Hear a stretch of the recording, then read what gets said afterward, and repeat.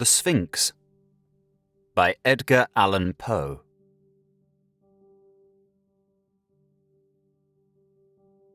During the dread reign of the cholera in New York, I had accepted the invitation of a relative to spend a fortnight with him in the retirement of his cottage ornée on the banks of the Hudson.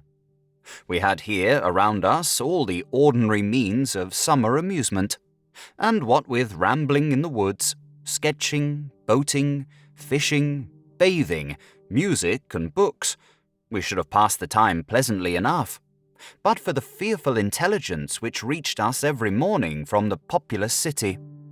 Not a day elapsed which did not bring us news of the decease of some acquaintance. Then, as the fatality increased, we learned to expect daily the loss of some friend. At length, we trembled at the approach of every messenger. The very air from the south seemed to us redolent with death. That palsying thought, indeed, took entire possession of my soul. I could neither speak, think, nor dream of anything else. My host was of a less excitable temperament, and, although greatly depressed in spirits, exerted himself to sustain my own. His richly philosophical intellect was not at any time affected by unrealities. To the substances of terror he was sufficiently alive, but of its shadows he had no apprehension. His endeavours to arouse me from the condition of abnormal gloom into which I had fallen were frustrated, in great measure, by certain volumes which I had found in his library. These were of a character to force into germination whatever seeds of hereditary superstition lay latent in my bosom. I had been reading these books without his knowledge, and thus he was often at a loss to account for the forcible impressions which had been made upon my fancy. A favourite topic with me was the popular belief in omens, a belief which, at this one epoch of my life, I was almost seriously disposed to defend.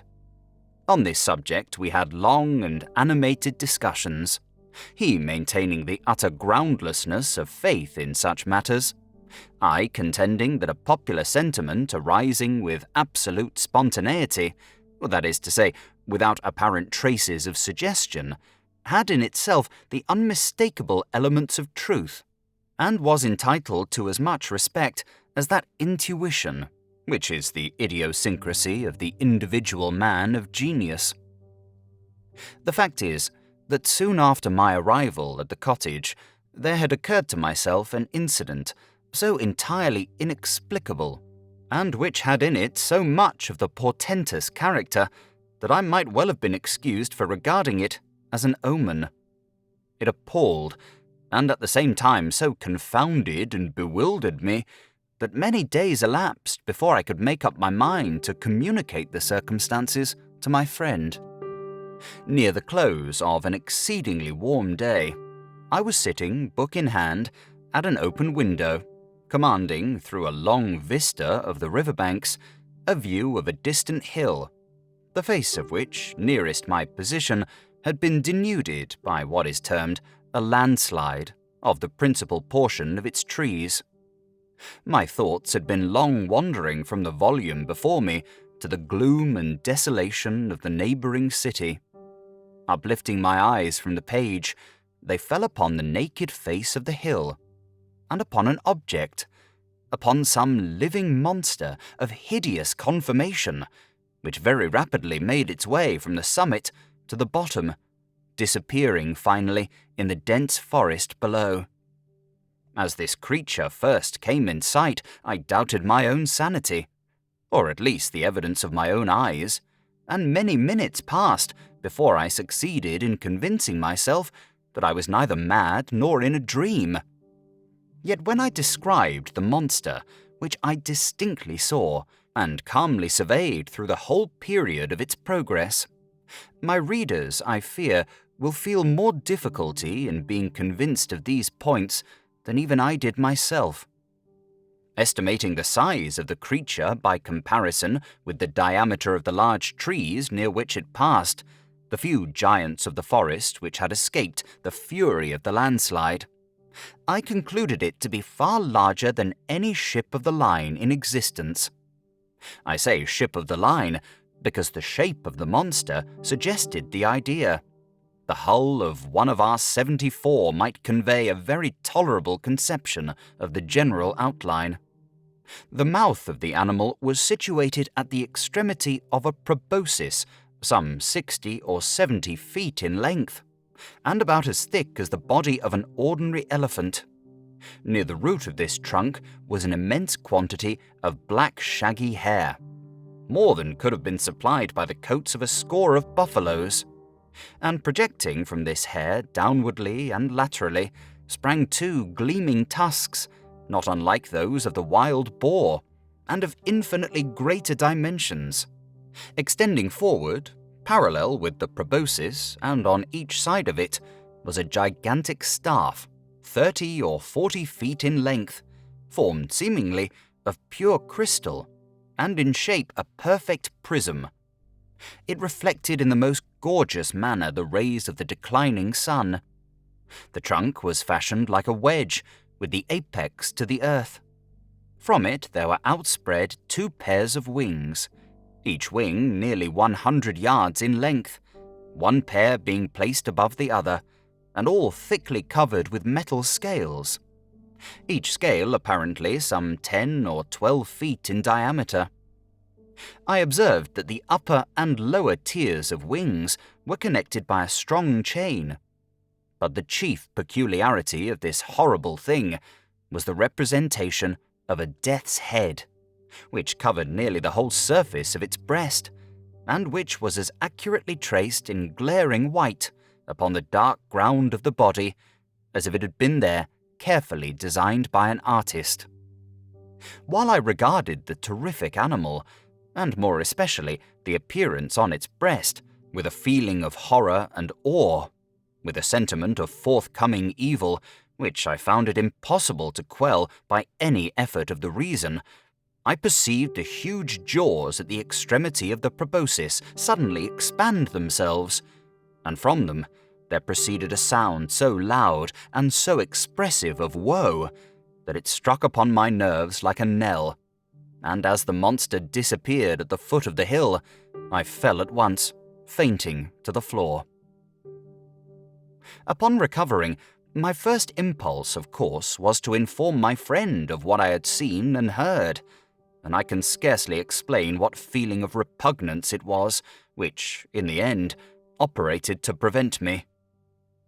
At length, one evening, some 3 or 4 days after the occurrence, we were sitting together in the room in which I had seen the apparition, I occupying the same seat at the same window, and he lounging on a sofa near at hand.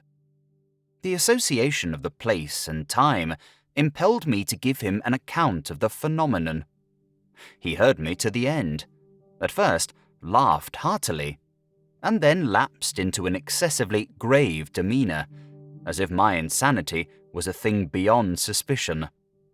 At this instant, I again had a distinct view of the monster, to which, with a shout of absolute terror, I now directed his attention. He looked eagerly, but maintained that he saw nothing, although I designated minutely the course of the creature as it made its way down the naked face of the hill. I was now immeasurably alarmed, for I considered the vision either as an omen of my death, or worse, as the forerunner of an attack of mania. I threw myself passionately back in my chair, and for some moments buried my face in my hands. When I uncovered my eyes, the apparition was no longer apparent. My host, however, had in some degree resumed the calmness of his demeanour, and questioned me very rigorously in respect to the confirmation of the visionary creature. When I had fully satisfied him on this head, he sighed deeply, as if relieved of some intolerable burden, and went on to talk, with what I thought a cruel calmness, of various points of speculative philosophy, which had heretofore formed subject of discussion between us. I remember his insisting very especially, among other things, upon the idea that the principal source of error in all human investigations lay in the liability of the understanding to underrate or to overvalue the importance of an object through mere misadmeasurement of its propinquity. To estimate properly, for example, he said, the influence to be exercised on mankind at large by the thorough diffusion of democracy, the distance of the epoch at which such diffusion may possibly be accomplished should not fail to form an item in the estimate. Yet, can you tell me one writer on the subject of government who has ever thought this particular branch of the subject worthy of discussion at all? Here he paused for a moment, stepped to a bookcase, and brought forth one of the ordinary synopses of natural history. Requesting me then to exchange seats with him, that he might the better distinguish the fine print of the volume, he took my armchair at the window, and, opening the book, resumed his discourse very much in the same tone as before. But for your exceeding minuteness, he said, in describing the monster, I might never have had it in my power to demonstrate to you what it was. In the first place, let me read to you a schoolboy account of the genus Sphinx, of the family Crepuscularia, of the order Lepidoptera, of the class of Insecta, or insects. The account runs thus.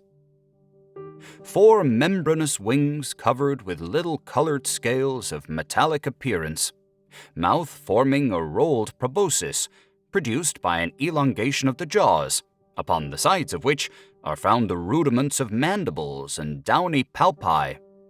The inferior wings retained to the superior by a stiff hair, antennae in the form of an elongated club, prismatic, abdomen pointed. The death's-headed Sphinx has occasioned much terror among the vulgar at times by the melancholy kind of cry which it utters, and the insignia of death which it wears upon its corslet. Here he closed the book and leaned forward in the chair, placing himself accurately in the position which I had occupied at the moment of beholding the monster. "Ah, here it is," he presently exclaimed. "It is reascending the face of the hill, and a very remarkable-looking creature I admit it to be. Still, it is by no means so large or so distant as you imagined it. For the fact is that, as it wriggles its way up this thread which some spider has wrought along the window sash, I find it to be about the 16th of an inch in its extreme length, and also about the 16th of an inch distant from the pupil of my eye." Thank you for listening to The Sphinx by Edgar Allan Poe.